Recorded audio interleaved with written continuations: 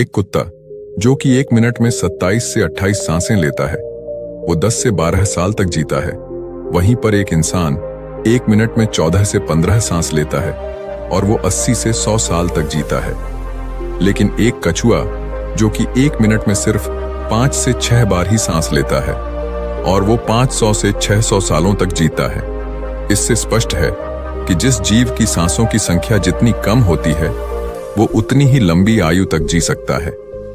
इसी चीज को समझकर हमारे पूर्वजों ने सांसों की संख्या को कम और उसकी गहराई को ज्यादा करने के विज्ञान पर काम करना शुरू कर दिया था, क्योंकि वो समझ गए थे कि इंसान को जीने के लिए साल या महीने नहीं बल्कि एक निश्चित संख्या में सांसें मिलती हैं और सांसों के लेने की गति को कम करके उम्र को लंबा किया जा सकता है।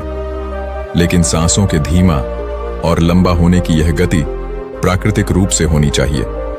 जब हम सांस लेते हैं तो वायु प्रत्यक्ष रूप से हमें 3-4 स्थानों पर ही महसूस होती है। कंठ, हृदय, फेफड़े और पेट मस्तिष्क में गई हुई वायु का हमें पता ही नहीं चलता। कान और आंख में गई हुई वायु का भी कम ही पता चलता है। श्वसन तंत्र से भीतर गई वायु अनेकों प्रकार से विभाजित हो जाती है, जो अलग अलग क्षेत्र में जाकर अपना अपना कार्य करके पुण्य भिन्न रूप में बाहर निकल आती है। ये सब इतनी जल्दी होता है कि हमें इसका पता ही नहीं चल पाता। हम सिर्फ इतना ही जानते हैं कि ऑक्सीजन भीतर गई और कार्बन डाइऑक्साइड बाहर निकल गई, लेकिन भीतर वो क्या क्या सही या गलत करके आ जाती है इसका कम ही ज्ञान हो पाता है। यदि हम जोर से गहरी सांस लेते हैं तो तेज प्रभाव के साथ शरीर के अंदर बैक्टीरिया नष्ट होने लगते हैं। तब कोशिकाओं की रोगों से लड़ने की क्षमता भी बढ़ जाती है। बोन मेरो में नए रक्त का निर्माण होने लगता है। आंतों में जमा मल विसर्जित होने लगता है। मस्तिष्क की जागरूकता लौट आती है, जिससे स्मरण शक्ति दुरुस्त हो जाती है। न्यूरॉन की सक्रियता से सोचने समझने की क्षमता पुनः जिंदा हो जाती है। फेफड़ों में भरी हवा से आत्मविश्वास वापस लौट आता है। सोचें, जब जंगल में हवा का एक तेज झोंका आता है तो जंगल का रोम रोम उजागर होकर सजग हो जाता है। सिर्फ एक झोंका, कपाल भाती या बस्ती का प्राणायाम तेज हवा के उस झोंके की तरह है। बहुत कम लोगों में क्षमता होती है अपने अंदर आंधी लाने की। लगातार अभ्यास से ही आंधी का जन्म होता है। 10 मिनट की आंधी आपके शरीर और मन के साथ आपके संपूर्ण जीवन को बदल कर रख देगी। आजकल अधिकतर लोगों की सांसें उखरी और बिखरी हुई रहती हैं, उथले पुथले रहती हैं या फिर तेजी से चलती है। लोगों को यह पता ही नहीं चलता कि उनकी सांसें किस प्रकार चल रही है। जब क्रोध का भाव उठता है तो सांस बदल जाती है। वहीं पर काम वासना का भाव उठता है तब भी सांस बदल जाती है। हमारे प्रत्येक भाव और विचार के साथ हमारी सांसें भी बदलती रहती हैं। इसके साथ हमारे खान पान और रहन सहन से भी बदलती रहती है। असल में हमारी सांसों का हमारे मन की स्थिति और हमारी शारीरिक अवस्था से सीधा संबंध होता है। पूरा योग विज्ञान की सांसों को सही तरीके से लेने पर टिका हुआ है। तो अगर हम सिर्फ अपनी सांसों को सही तरीके से लेना सीख जाते हैं तो हमारा जीवन जादू की तरह बदल जाएगा। आज इस प्राचीन यौगिक कहानी के माध्यम से हम सांसों को सही तरीके से लेने का तरीका और सांसों के जादुई रहस्य के बारे में विस्तार से जानेंगे। बहुत समय पहले की बात है, एक ऋषि अपने आश्रम में छात्रों को योग, ध्यान और प्राणायाम की शिक्षा दिया करते थे। ऋषि खुद भी एक योगी थे। उन्होंने अपने कई वर्ष हिमालय की गुफा में साधना करते हुए बिताए थे, जहां पर उन्होंने बहुत सी सूक्ष्म मानवीय आयामों को गहराई से समझा था और अब वो अपने इसी अनुभव और ज्ञान को शिष्यों के माध्यम से जन समूह तक पहुंचाना चाहते थे।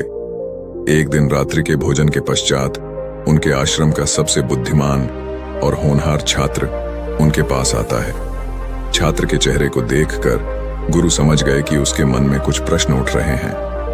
गुरु के नजदीक पहुंचते ही छात्र ने उन्हें प्रणाम किया और कहा, गुरुदेव, मैं आपसे कुछ प्रश्न पूछना चाहता हूं। गुरु ने मुस्कुराते हुए कहा, मुझे मालूम है, यह तो मैं तुम्हारे चेहरे को देखकर ही समझ गया था। पूछो, क्या प्रश्न है तुम्हारे? छात्र ने कहा, आप अक्सर कहते हैं कि योग, ध्यान और प्राणायाम का मूल आधार हमारी सांसें होती हैं और अपने सांसों पर नियंत्रण पाते ही हम अपने मन और विचारों पर नियंत्रण पा लेते हैं। तो आज मैं आपसे सांसों के रहस्य और उसके यौगिक विज्ञान के बारे में विस्तार से जानने आया हूं। यह सुनकर गुरु ने एक हल्की मुस्कान दी और फिर कहना शुरू किया, जैसा हमारा मन होता है हमारी सांसों की गति भी वैसी ही हो जाती है, या फिर जैसे हमारी सांसें होंगी वैसी ही हमारी मनोदशा हो जाएगी। यानी हमारी सांसों से सब कुछ जुड़ा हुआ है। जो हमारे भीतर घटता है वो भी, और जो हमारे बाहर घटता है वो भी। हमारे जीवन में घटने वाली हर एक घटना हमारी सांसों से गहरा संबंध रखती है। मतलब कि अपनी सांसों की गति पर नियंत्रण करके अपने मन और विचारों पर नियंत्रण कर सकते हैं। अगर तुम किसी सच्चे योगी या साधक को ध्यान से देखो तो तुम्हें उसके चेहरे पर एक गजब का ठहराव दिखेगा। एक सच्चा योगी बुरी से बुरी परिस्थिति में भी खुद को स्थिर और शांत रख सकता है। एक योगी अपनी भावनाओं को नहीं दबाता, बल्कि वो अपनी सांसों पर नियंत्रण हासिल करता है, और सांसों को नियंत्रित करते ही वो अपने मन पर नियंत्रण पा लेता है। और जिस आदमी का मन उसके नियंत्रण में हो, उसके पास उसकी सभी समस्याओं का समाधान है। गुरु ने शिष्य की तरफ इशारा करते हुए कहा, तुमने कुछ योगियों के बारे में सुना होगा कि वो 150, 200 या फिर 300 सालों तक भी जी जाते हैं। तो आखिर वो इतने लंबे समय तक खुद को जीवित कैसे रख पाते थे?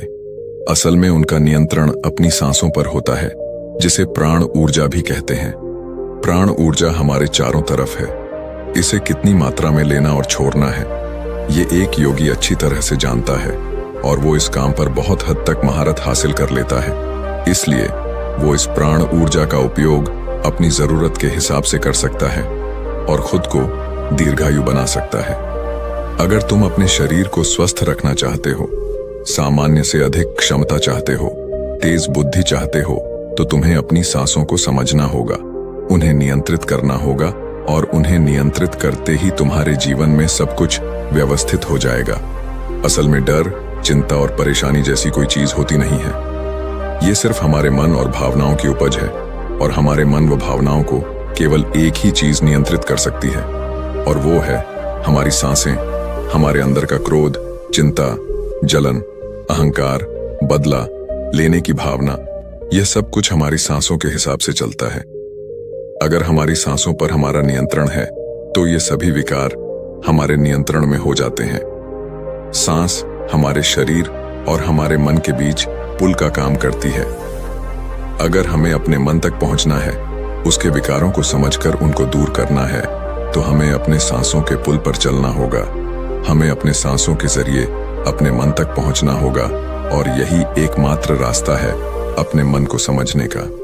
अगर तुमने कभी किसी बच्चे को सोता हुआ देखा हो तो तुमने अनुभव किया होगा, जब वो बच्चा सांस अंदर लेता है तो उसका पेट फूलता है, और जब सांस छोड़ता है तो पेट पिचक जाता है। यानी कि एक बच्चा अपने पेट अपनी नाभि से सांस लेता है, जो कि सांस लेने का सबसे प्राकृतिक और सही तरीका है।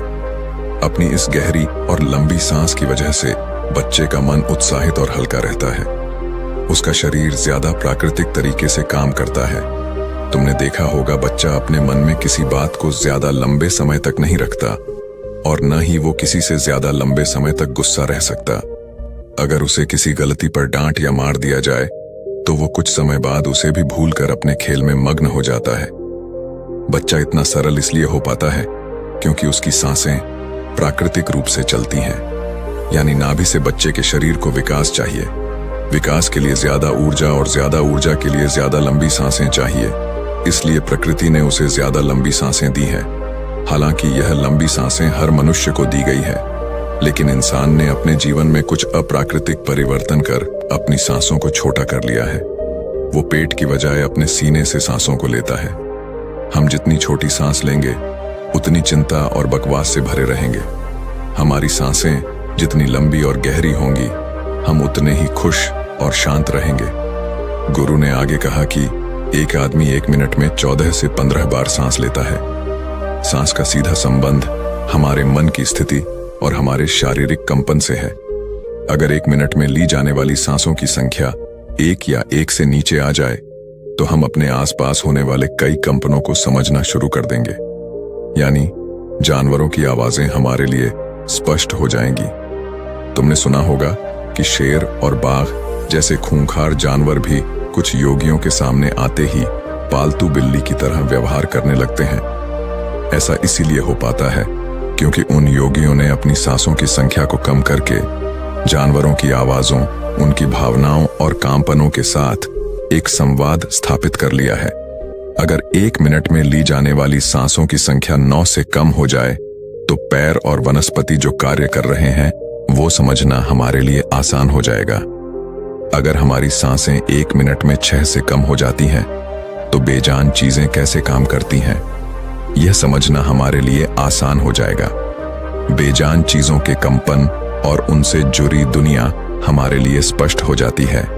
दूसरे शब्दों में कहा जाए तो ब्रह्मांड की प्रकृति समझी जा सकती है और ऐसी स्थिति पर पहुंचकर ही बहुत से योगी और ऋषि मुनि ब्रह्मांड के रहस्य और उनमें घटने वाली घटनाओं की भविष्यवाणी कर देते हैं। हमारा शरीर जितना स्थिर होगा हम उतना ही कम सांसें लेंगे। अगर हम अपने पूरे शरीर को स्थिरता के एक निश्चित स्तर पर ले जाएं और बहुत तेज सांस ना लें तो हमारा बोध बढ़ता चला जाता है। दोस्तों, योग विज्ञान के अनुसार एक साधक अपनी सांसों पर नियंत्रण करके ऐसी बहुत सी चीजें कर सकता है जो साधारण इंसान के जीवन से भरे हैं। यौगिक परंपरा में तो यह भी कहा जाता है कि अपनी सांसों को घंटों तक रोककर एक आदमी एक नए मानवीय आयामों का अनुभव कर सकता है। ऐसी बहुत सी बीमारियां जो जानलेवा हो सकती हैं या जिनका कोई इलाज नहीं है, उन्हें केवल अपने मन और दिमाग पर नियंत्रण रखकर ठीक किया जा सकता है। अपनी सांसों पर नियंत्रण करके व्यक्ति एक ऐसी मानसिक स्थिति तक पहुंच सकता है जहां जीवन में आने वाले उतार चढ़ाव उसे परेशान नहीं कर सकेंगे। कुछ लोगों को ये सब बातें कहानी लग सकती हैं क्योंकि आमतौर पर लोग ऐसा नहीं करते हैं और कोई भी चीज जिस पर उन्हें यकीन नहीं होता उसे अंधविश्वास कहकर नकार दिया जाता है। लेकिन पुरानी यौगिक परंपराओं का पालन करने वाले लोग ऐसी बातों का दावा करते हैं। उन्हीं लोगों में से एक है स्वामी रामा। स्वामी रामा हिमालय की गुफाओं में रहा करते थे। उन्होंने बचपन से ही योग की प्रणालियों का अभ्यास शुरू कर दिया था। 1970 में स्वामी रामा एक अमेरिकन रिसर्च लेबोरेटरी में गए। अपने सांसों पर नियंत्रण करके उन्होंने अपने दिमाग और मन पर कि वो जब चाहे, जितने समय के लिए चाहे, अपनी सांस, ब्रेन वेव, हृदय की धड़कन और शरीर में बहने वाले खून को रोक देते थे। लेबोरेटरी में मौजूद डॉक्टर्स ने स्वामी रामा के शरीर पर रिसर्च की और उन्हें मृत घोषित कर दिया। लेकिन इस अवस्था में भी स्वामी रामा सब कुछ महसूस कर सकते थे। यह देखकर वहां मौजूद रिसर्चर्स की टीम दंग रह गई थी। साथ ही स्वामी रामा अपने शरीर में अपनी मर्जी से ट्यूमर की ग्रोथ को घटा और बढ़ा भी सकते थे। रिसर्चर्स की जिस टीम को हिमालयन योगियों के सारे दावे अंधविश्वास और पाखंड से भरे लगते थे, वो अचानक से उन्हें इनर साइंस प्रतीत होने लगे थे। एक भीतर विज्ञान जो साधारण मनुष्य की कल्पना से भी परे है। सांसों को ध्यानपूर्वक लेना, यह एक प्राचीन यौगिक टेक्निक है। एक योगी जिसने अपने सांसों पर नियंत्रण हासिल कर लिया है, वो जब चाहे अपनी सांसों को रोक सकता है। स्वामी रामा के अनुसार अगर आप अपनी सांसों को समझ गए तो आपके शरीर में होने वाली वो बीमारियां जिनका इलाज आज मेडिकल साइंस के पास भी नहीं है, सांसों के माध्यम से उन्हें भी ठीक किया जा सकता है। सुहास के गुण रहस्यों को समझाने के लिए बाद में स्वामी रामा ने अपने कुछ साथियों के साथ मिलकर एक किताब भी लिखी है जिसका नाम है साइंस ऑफ डेथ। गुरु ने आगे कहा, जब सांस विचलित होती है तो मन भी अस्थिर हो जाता है, लेकिन जब सांसें शांत होती हैं तो मन भी स्थिर हो जाता है और योगी दीर्घायु हो जाता है। इसलिए हमें अपने स्वास्थ्य पर नियंत्रण करना सीखना चाहिए। गुरु ने शिष्य की आंखों में देखते हुए आगे कहा, तुम्हें क्या लगता है, क्या तुम जितनी लंबी सांसें अंदर लेते हो उतनी ही लंबी सांस बाहर भी निकालते हो? नहीं, सामान्य स्थिति में हम जो सांस अंदर लेते हैं उसकी लंबाई 10 अंगुल होती है और सांस बाहर निकालते समय इसकी लंबाई 12 अंगुल हो जाती है। यहाँ 1 अंगुल का मतलब 1 अंगुली मोटाई से है। हमारी रोजमर्रा की जिंदगी में कुछ काम ऐसे होते हैं जिन्हें करते समय जितनी लंबी सांस अंदर जाती है उससे कई गुना ज्यादा लंबी सांस बाहर निकल जाती है। भोजन करते समय बाहर निकलने वाली सांस की लंबाई 16 से 17 अंगुल होती है। तेज चलते समय इनकी लंबाई 22 से 24 अंगुल हो जाती है। दौड़ते समय निकलने वाली सांसों की लंबाई 45 से 50 अंगुल तक पहुंच जाती है। संभोग करते समय 50 से 60 अंगुल। सोते समय नींद में बाहर निकलने वाली सांसों की लंबाई 60 से 70 अंगुल तक पहुंच जाती है। इसलिए हमारे शास्त्रों में काम और क्रोध पर नियंत्रण रखने की बात कही गई है, क्योंकि ये हमारी प्राण शक्ति को छिन्न कर देती है। सुहास को इंसान की प्राण शक्ति भी कहा जाता है। जब एक 200 वर्षीय व्यक्ति से उसकी लंबी उम्र का राज्य पूछा गया तो उसने 2 ही चीजें बताईं। पहला, नाभिक भरकर पूरी सांस ले, और दूसरा, रीढ़ की हड्डी को हमेशा सीधा रखें। साधारण सी लगने वाली ये दोनों बातें योग और प्राणायाम की दृष्टि से बहुत महत्वपूर्ण हैं। असल में शरीर के अंदर जाने वाली सांस की लंबाई कम और बाहर निकलने वाली सांस की लंबाई ज्यादा होती है। यदि किसी तरीके से बाहर निकलने वाली प्राण वायु की लंबाई को कम कर दिया जाए तो लंबी उम्र को प्राप्त किया जा सकता है। स्वर शास्त्र के अनुसार यदि बाहर निकलने वाली प्राण वायु की लंबाई 1 अंगुल कम हो जाए तो व्यक्ति निष्कर्म हो जाता है, यानी उसके अंदर काम वासना खत्म होने लगती है। 2 अंगुल कम होने से आनंद की प्राप्ति होती है। 3 अंगुल कम होने से लेखन शक्ति बढ़ती है। 4 अंगुल कम होने से वाक सिद्धि प्राप्त हो जाती है। 5 अंगुल कम होने से आदमी को दूर दृष्टि प्राप्त होती है। 6 से 7 अंगुल कम होने से साधक के अंदर अतितूर गति से चलने की शक्ति आ जाती है। वो कुछ ही पलों में एक स्थान से दूसरे स्थान पर पहुंच सकता है। 8 अंगुल कम होने से साधक को 8 सिद्धियां प्राप्त हो जाती हैं। पवन पुत्र हनुमान को 8 सिद्धि नवनीत के दाता इसीलिए कहा जाता है, क्योंकि उन्होंने 8 सिद्धियों को प्राप्त कर रखा है। ये 8 सिद्धियां हर इंसान में होती हैं, बस जरूरत है तो इन्हें जागृत करने की। बाहर निकलने वाले सांसों की लंबाई 12 अंगुल कम होने पर योगी को इच्छा मृत्यु प्राप्त हो जाती है। फिर वो जब चाहे तब तक खुद को जीवित रख सकता है। लेकिन ये सोई हुई शक्तियां केवल तभी जागृत होंगी जब मन में इन्हें जागृत करने की तीव्र अभिलाषा होगी, और मन का स्थूल रूप श्वास है, यानी सांसें हैं। इसलिए सबसे पहले सांसों पर नियंत्रण करना होता है। तभी फिर गुरुदेव कहते हैं कि रात में इड़ा नाड़ी और दिन में पिंगला नाड़ी को रोकने में जो सफल हो जाता है वही असल में सच्चा योगी होता है। तो दोस्तों, उम्मीद है इस वीडियो से आपको काफी कुछ सीखने को मिला होगा, और अगर कुछ सीखने को मिला हो तो हमारे इस वीडियो को लाइक, शेयर और बुधा स्टोरियन चैनल को सब्सक्राइब जरूर कर लीजिएगा, और साथ ही कमेंट में नमो बुधाय जरूर लिखिएगा। धन्यवाद।